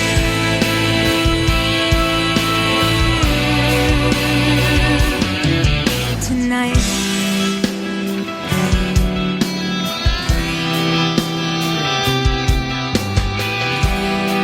It was the hardest thing to walk away and never know how much I lost. And time might heal my broken heart.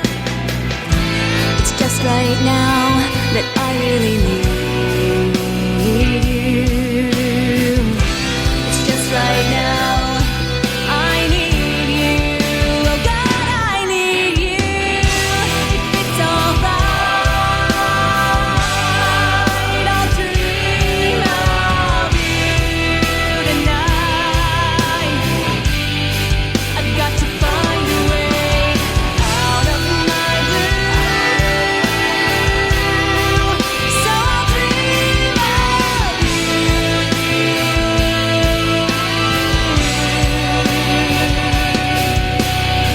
I never dream of asking, but I might never dream again. 'Cause every dream we've ever had is coming to an end.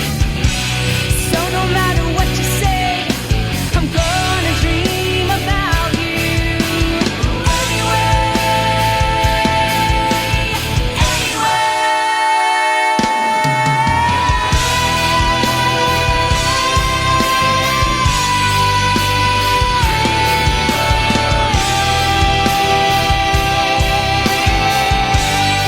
I've got to find a way out of my room,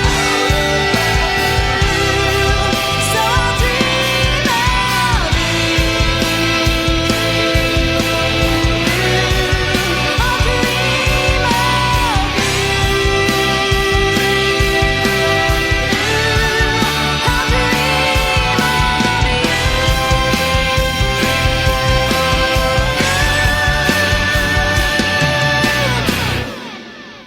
tonight.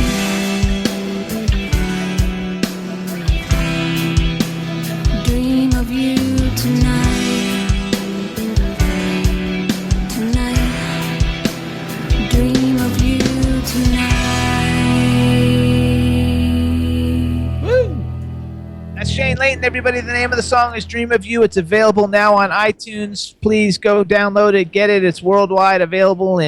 And now we're back. And if you guys are looking at Ron, you see that there's a white thing on him. Oh, he's getting loose. She's a her, everybody. This is Brandy. She's not like Shazam, who likes to be on TV. He's upstairs sleeping. She's not sure about the whole thing. So this is Brandy. She's our brand new dog. She's a rescue. We got her when we were in Florida. Pretty cute. The Border Shetland. No, a Border Terrier. A Border Terrier. Why don't I ever Border get anything Terrier right? mix. She's about a year and 2 Isn't months she old. cute? Isn't she cute? She has heartworm, and we're now under the care of a doctor who's going to cure her of her heartworm. The people that owned her obviously didn't care about the heartworm because she's a puppy, and she was left out in the hot weather of Florida without any water, where the mosquitoes got her and gave her the heartworm. This is absolutely horrific. The abuse that's done to animals in this country is really sickening. And this is the sweetest dog you will ever meet. And we're supposed to be Americans who care and take care of? Not true. This little doggy was thrown in a pound to be killed. Jimmy and I saw... Well, actually, there's a story that goes before it. If you want to hear the story... Tell them the story. Here, It's a take good the story. dog, Jimmy. Take Brandy. Come here, Brandy. Oh, Brandy, you're taking my Just gonna wires. Take your wires. That's okay. Brandy. I can't pick her up. I am psychic. Ow. I am a psychic person. Nice shot. My grandmother was psychic. My grandmother used to dream, and she had a dream book that was from her great-grandmother in Italian. And in the dream book, you could translate your dreams. I had a dream the morning we woke up at our condo in Florida, and I said to Jimmy, I had a dream that there's a white dog looking for us with long hair. This dog looks like a dust mop, and the dog, something to do with a bee. I don't know why, but I see a big black bee, not a buzzing bee, the letter B, and this poor little dog. We have to go look for this dog. Now, Jimmy doesn't think I'm crazy because he knows my other things I've seen in my mind's eye.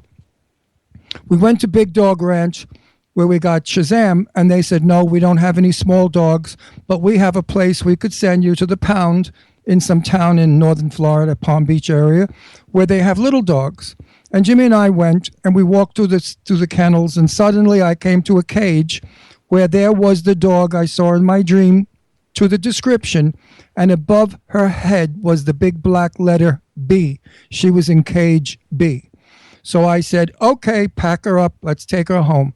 And Jimmy and I then adopted, we named her Brandy. We have no idea what her name is, but the B and the Brandy made sense. She's a loving, sweet, wonderful dog who's taken to us. Shazam. We had her a week, and she's already been like we've had her forever. Shazam is having a problem because he's very upset that we have somebody else to kiss in love and not always him. So he's mopey and moody, and he's not the happiest guy in town. But they sleep together. Yeah, and we know that in a year's time they will be inseparable. Inseparable. What am I doing? They're inseparable, and they will love each other and be companions for each other. The reason we got Brandy is because Jimmy and I travel a great deal, and we work in different venues all over the place, and we leave our dog alone too much, and it's not a good thing to do. So now Shazam and Brandy will have each other to play with and sit and look at the windows. You know, they go around from every window in our house looking for us. They can do that together. She's beautiful. I must say to everyone out there, if you adopt a dog and the dog has heartworm, be ready for anywhere from $500 to $1,000 for treatment. That's what it costs. Why am I not looking in a camera? I forget we're on television. I think we're still on radio. Would you believe me? I have to look in the camera. $1,000 is what it would cost you at max. If you can't afford that, then please don't adopt a dog that has heartworm. Explain to them that maybe they could find somebody like Jimmy and I who don't care or who are privileged enough to afford this to keep the dog alive. Be sure you know exactly everything that's wrong with your dog, because my friend Danae in California, he adopted Lady, and after he adopted her, he found out that she had 2 leg dysplasias, and she had to have 2 surgeries on her legs. So be very clear about it with the adoption agency that this dog is clean of everything and that will need no further medical attention other than a simple checkup. But the joy and the love that our dogs bring us, I mean, my daughters are crazy about them. All we do is hug and kiss our dogs. And they follow us everywhere. Everywhere. So if you're a lonely person and you're alone in the world, or you've lost your loved one, get an animal, cat or dog. They're a great comfort. Take care of them. Feed them, give them water, take them to the vet, but mostly love them. That's all I Daddy say, Muir folks. says he has 3 dogs. Ginger has 1. Goddess has 4. Well, Goddess, I knew would have 4. That's no shocker. She has a Chihuahua. She said the smallest one is 2 pounds. I would love a 2-pound dog, but our dogs would. No, eat it. I'd be afraid of a Chihuahua. I could step on it. Look, the way I step on these two, I step on Shazam. Would you believe it? They sleep all over. They sleep at the side of my bed. Shazam has a bed. You think he sleeps in the bed? He sleeps on the side that I get out to go to the bathroom in the middle of the night, and I'm forever stepping on him. I forget he's there.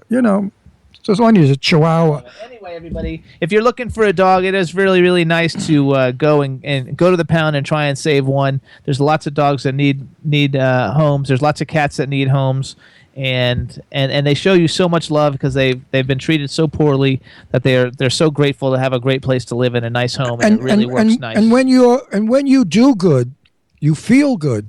You really do feel good when you do good. And when you adopt a pet and you know that this pet depends on you for its life, that makes you feel even bigger and better. It's like having a child. It is like having a child. They're needy. Go out and adopt a pet.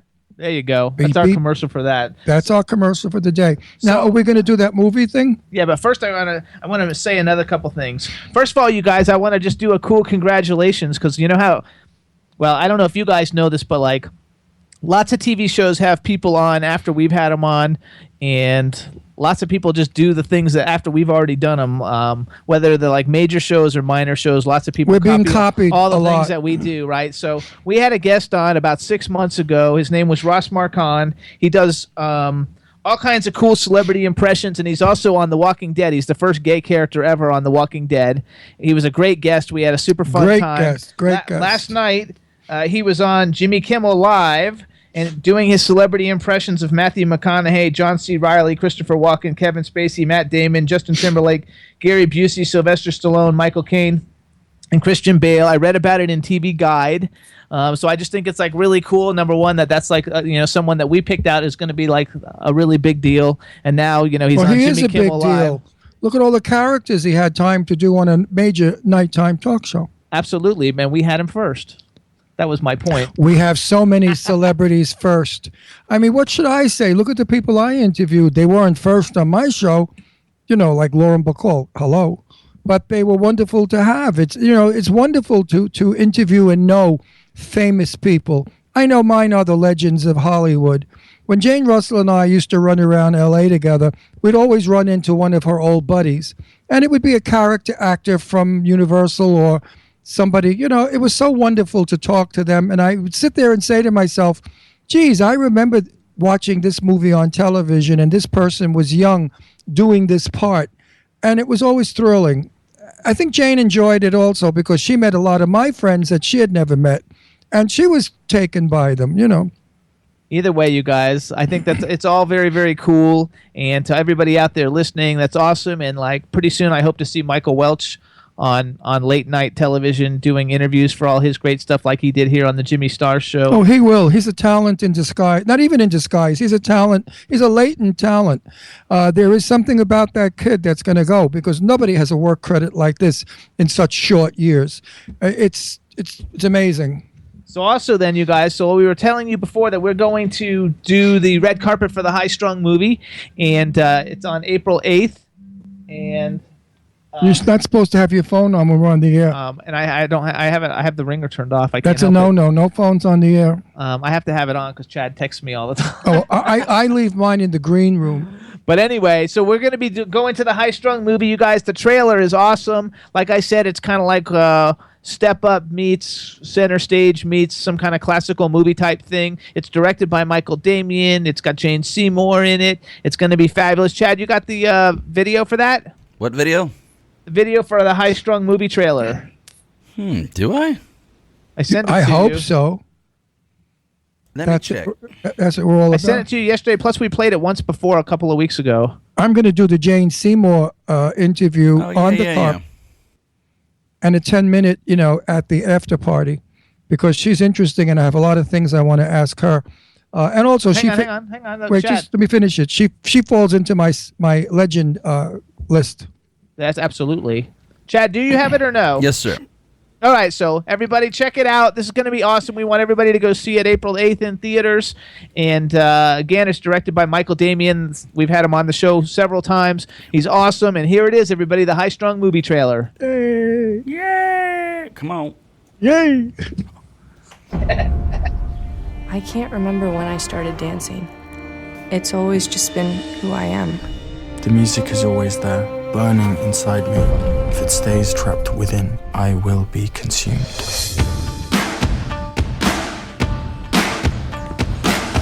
Good luck. Thank you.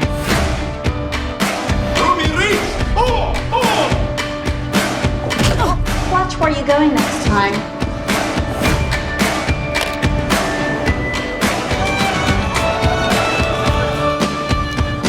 What's your name? Ruby? I'm Johnny. You live upstairs? These are my roommates. We're the Switch That crew. You might have heard of this. I know you're trying to get a handle on my style, but without contemporary, you can't be competitive in the professional world, and that just won't fly with the store. Don't you have a sexy little dress? You want to stand out. You look stunning. Oh, it's you. I didn't think you were the tux type. I'm just a server. Crazy idea. You could enter into this contest. Winner gets $25,000 and scholarship to the Manhattan Conservatory of the Arts. What a plan. So you want us to dance with you in a classical shindig? Yes. We're up against Kyle and April, one of MC's best dancers. April and I always have to annihilate you both.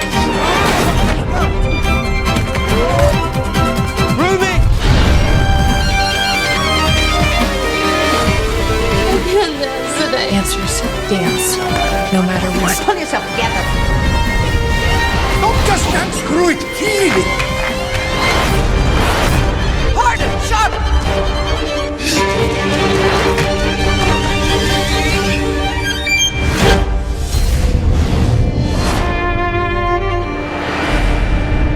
Looks pretty good. Absolutely, everybody. High Strung. I can't wait. It's going to be awesome. April 8th in the theaters, April 8th. If you see me tweeting about it, please retweet it because we're trying to build it up as big as we can. It's going to be a blast. It looks good, it looks intelligent, and it looks entertaining. You know, you never go wrong with a dance movie. Everybody loves to watch people dance. It's a secret desire of all of us, and that is to get out on the dance floor and do what these people do. Jimmy, why am I not looking at the camera anymore?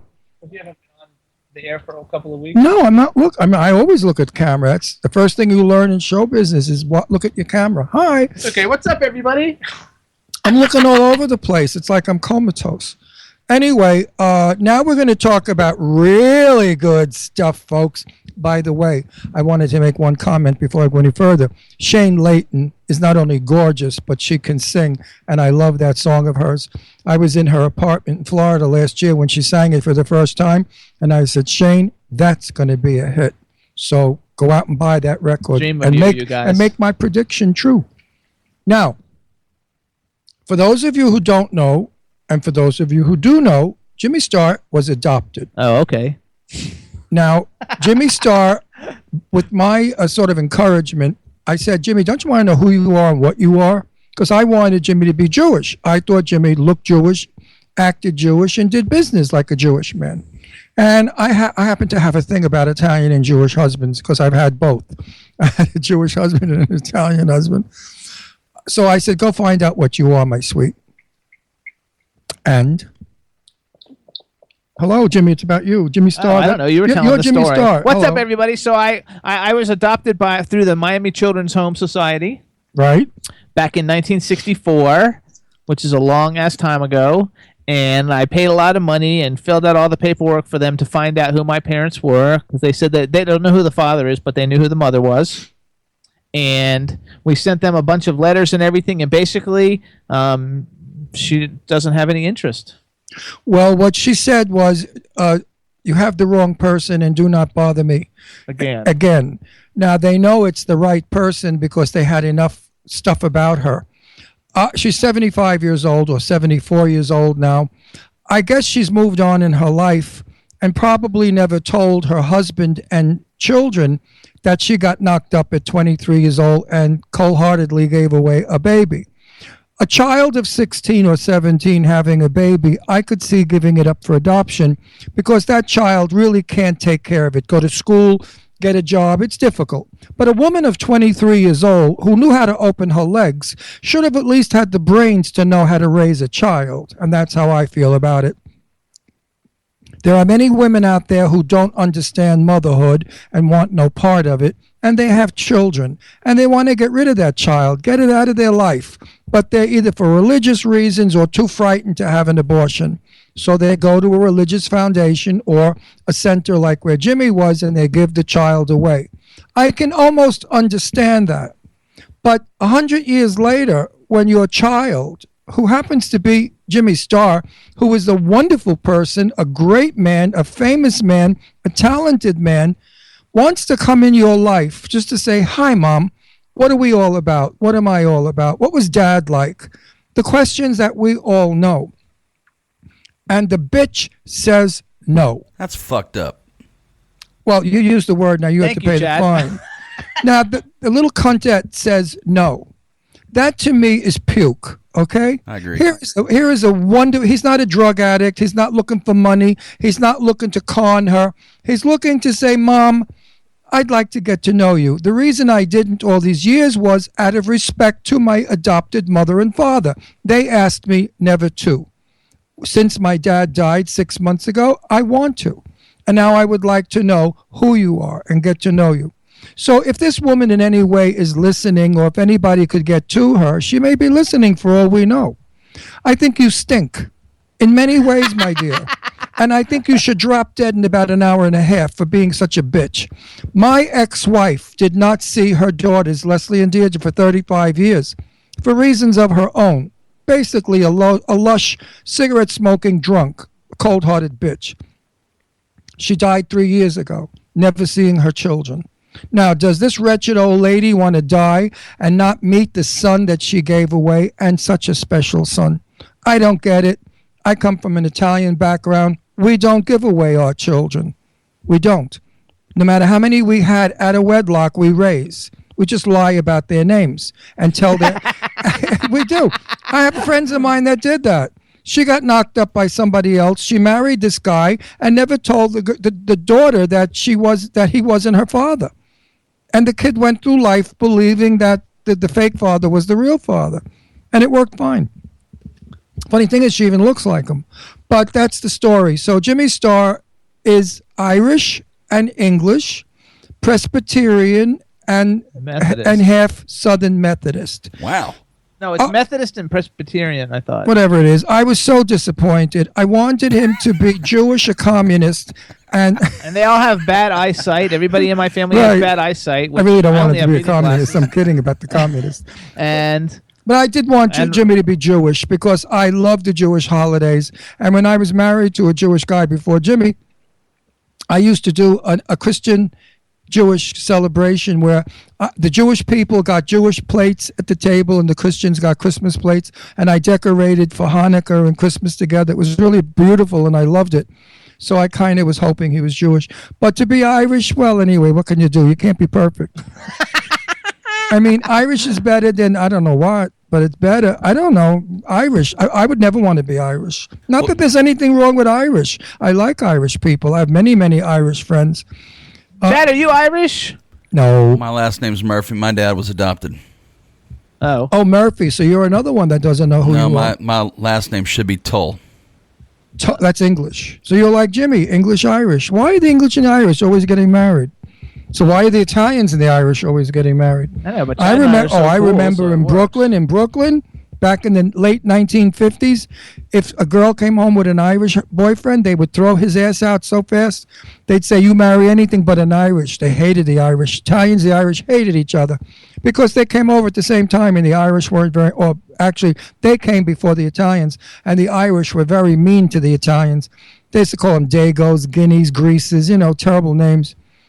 And the Italians never liked the Irish back in the early 50s. I want to give a shout out to Carla Floor just came into the chat room. So hello, Carla. You missed Michael Welch. It was great. You can have to listen to it on the replay. But isn't it terrible how America is so divided? Even back in the 1950s, if we were playing baseball in the street, and I came from an Italian Jewish neighborhood, and a Cadillac drove by and interrupted the game, one of the kids would yell out, "Move your car, you fucking Jew." I mean, well, I had to because that's what he said. I wasn't repeating what he said. And I used to be appalled by that because, no, I had Jewish friends and I didn't like, Marilyn Scheinberger was my best friend. I didn't like them saying that. I thought that was terrible. Good thing my Jewish friends never heard it. And, you know, the Irish would say bad things about the Italians. Now it's the black and the white and the Hispanics and the Mexicans. We are a mess. And we say, America, how wonderful we are, Americans. We blow it out our asses and we don't even deserve to do that. Because we're still calling everybody names. Faggot, fudge packer, queer, fairy. Okay? I can't do the others because they'll kill me, but you know what the other horrible names are. Could we just relax, folks, and leave the names alone and just use our names? Ron, Jimmy, Louie, Frank, Mary, Charlie, Susie. Chad. You know, those are the names we were given. We were never given the other names. Unfortunately, it's inbred. You learn it in the home. And you carry it to the street. Just don't carry it to your children. Thank God I did not. I have 2 daughters that don't even know from this. When I talk about the old days stories, they're shocked. They say, "Daddy, you're exaggerating." I said, "No, I'm not. If anything, I'm not even telling the story to the fullest." It was so shocking. I remember my friend Peter Montegari, his sister Dolly, met this gorgeous guy. Oh, he was a movie star. He was Cuban when the Cubans first came over. And the father beat him up in the hallway so bad and threw him out in the street like a dog and said, "If ever you go near my daughter, I'll kill you." Then he got Dolly and he locked her in the house. He was stupid jerk. And he wasn't even from Italy. We got to switch the topic. Well, it's a good conversation. People like it. I know, but I want to switch the topic because we don't have a lot of time and we still have we don't have any more time to talk about the real world. Let's go back to the Jimmy Star world of, hi, everybody, fun and laughter and games. Okay, let's do that. First of all, it's an entertainment show. And number 2, I'm entertaining. Believe it or not, people are glued to their whatever is listening saying, you know what, he's right. I'm not saying you're not right. Ron is right. And we have to do what Ron says and everybody else says. We have to stop this nonsense. Stop it. Just, God damn it, stop it now. Absolutely. I get so upset with this bullshit. I don't disagree. You know, I haven't been called a fag in a long time, maybe a couple of days, but, you know, I'm getting used to it. I get used to it.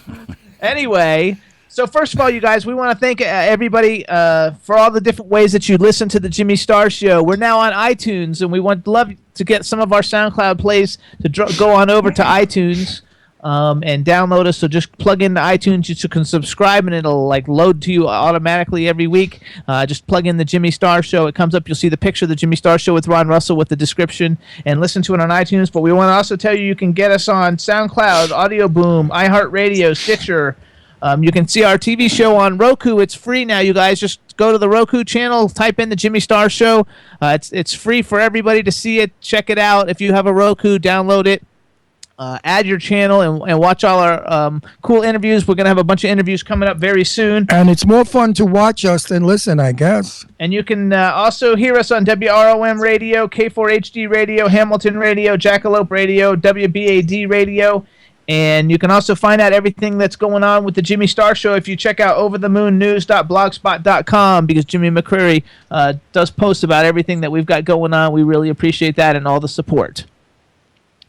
Now, was that more interesting than what I was talking about? I know, but we don't have time, and that has to get I know. But there are points that you know what happens when you get to be my age? You want to do something better for the world. You want to leave the world with something. And I don't have anything to leave the world with except my words of wisdom. And they're the words of a person who's lived 75 years and has been through the mill, who's been up and down and in and out of every attic and cellar in the world. And I've learned so much. And I've learned people. And it's so easy for people to be easy on each other, but they choose not to be. That I don't understand. Just like the person for who they are. If they're nasty and no good, beat the shit out of them. But if they're nice and wonderful, be good. You know? Anyway. Actually, everybody in the chat room is saying they're loving the show today, too. So thanks, everybody in the chat room. I know. Again, we got Jimmy McCreary, Daddy Muir, Irish Ginger, Mr. Freeze, Chinzia. Goddess, always say hello to Goddess because we love Goddess to death. Goddess is awesome. And folks, I did go against the upper heads that have been telling me to change my ways. The weeks that I changed my ways were the worst shows that I've done, and those shows were a couple of weeks ago because I was hindered. I was held back from being who I am. I'm used to stand up on a stage in clubs where you could say whatever you want. So for me to restrict and to restrain my personality and my thinking and my humor is disastrous. So I don't know what I'm going to do, but I'm going to continue being who I am until they throw me off the air. What can I say? Stick with who you are. They can edit the show if they want.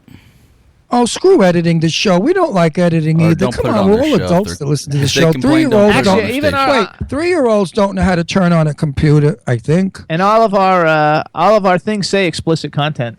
Exactly. You get a disclaimer.